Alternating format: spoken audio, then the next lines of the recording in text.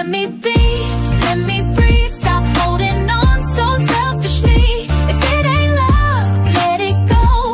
Don't be knocking on my door. Let me be, don't text me late. I won't wait while you hesitate. If you ain't real, don't chase me. I'm done, just let me be.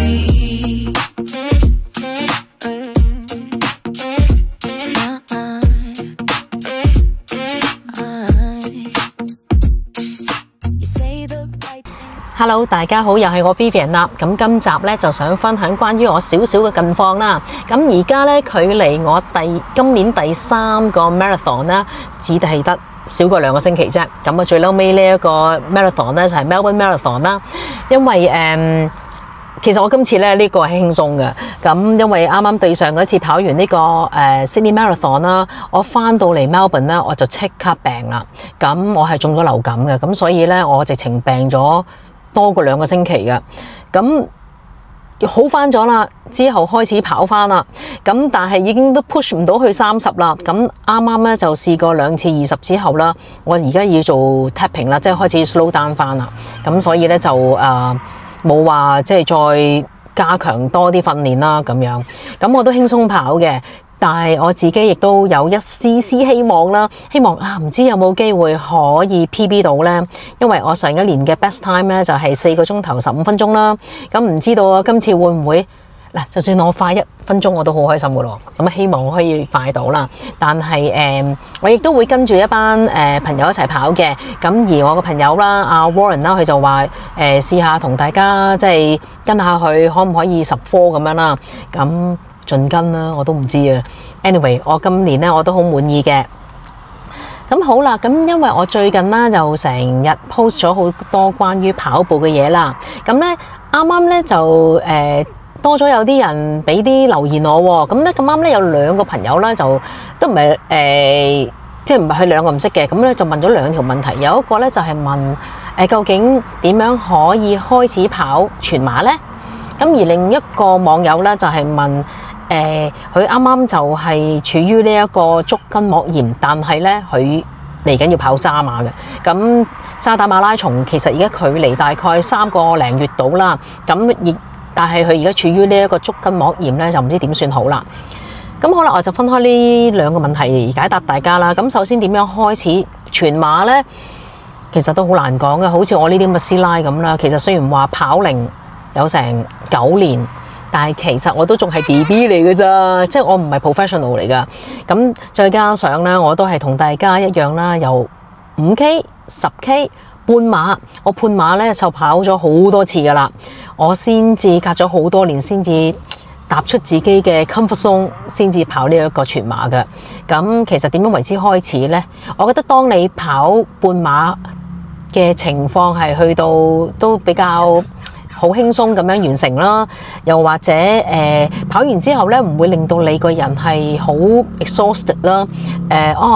跑2-3日又可以繼續跑喎。咁我覺得其實都可以試下全馬噶啦。即係其實都唔關呢一個年紀啊，所有嘢問題嘅。其實你跑咗幾次半馬，其實都可以全馬噶啦。咁但係大家都知道啦，全馬嘅情況係另一個境界嚟嘅，佢個練習，尤其是咧你跑到去30K，其實係一個分水嶺嚟嘅，咁亦都係一個見真章嘅時候嚟嘅。咁所以咧大家如果要練全馬嘅話咧，咁其實我覺得有幾部分你需要注意咯。第一就係你真係要有個 program 啦，咁即使話你個人要 discipline， 咁你真係要跟住去練。而練習咧唔係淨係跑步嘅。嗱，首先咧就要有呢個肌肉嘅訓練啦，有速度嘅訓練啦，有呢個耐力嘅訓練啦。咁即是話其實有時你要跑長，有時要跑短，有時要跑速度，亦都有時咧又要有其他嘢配合喎。例如而家好多即係科技上嘅幫助啦，例如睇下自己嘅心率係點樣啦，呢個都好緊要噶。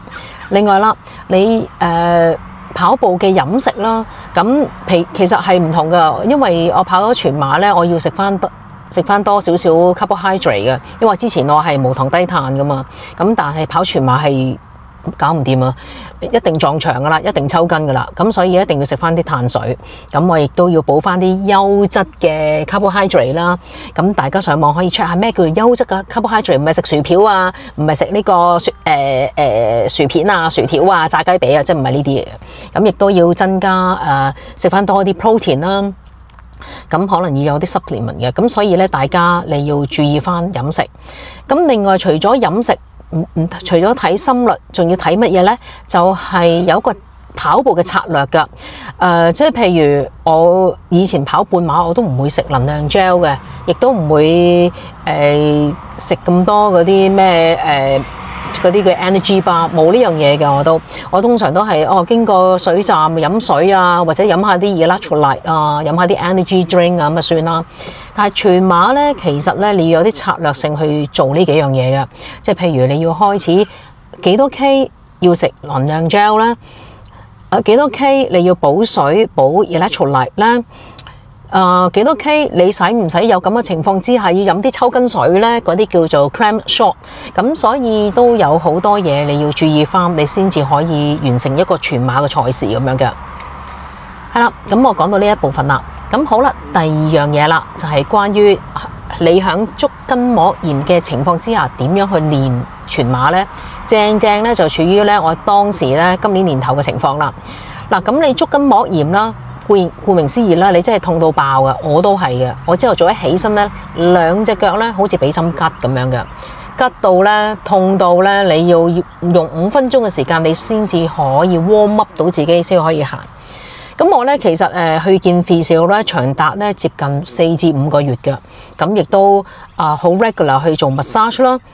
喺屋企除咗跟足呢一個physio 做嘅嘢之外啦，我仲要去到 GP 嗰度啦，開咗隻比較強勁嘅消炎止痛藥啦。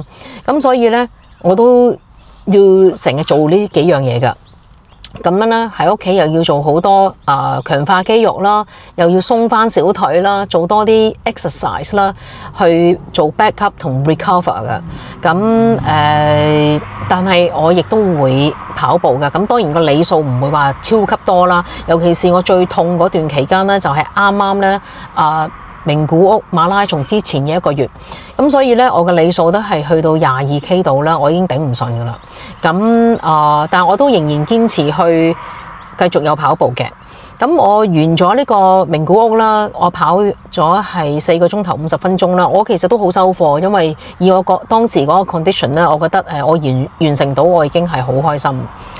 咁完咗之後啦，我唞咗1個星期，跟住咧正式咁樣開始練習啦，就係做準備我呢一個 Sydney Marathon 啦。咁我係完全冇甩過盡跟嘅。咁當然啦，會痛嘅時候我會食止痛藥啦，亦都謹記於physio 要叫我做啲咩家居喺做啲咩動作啦，點樣去繼續堅持翻嗰個拉筋啊，又或者做翻一啲跑步會有嘅一啲動作去強化翻嗰個大腿肌肉啦，同埋小腿肌肉咁樣嘅。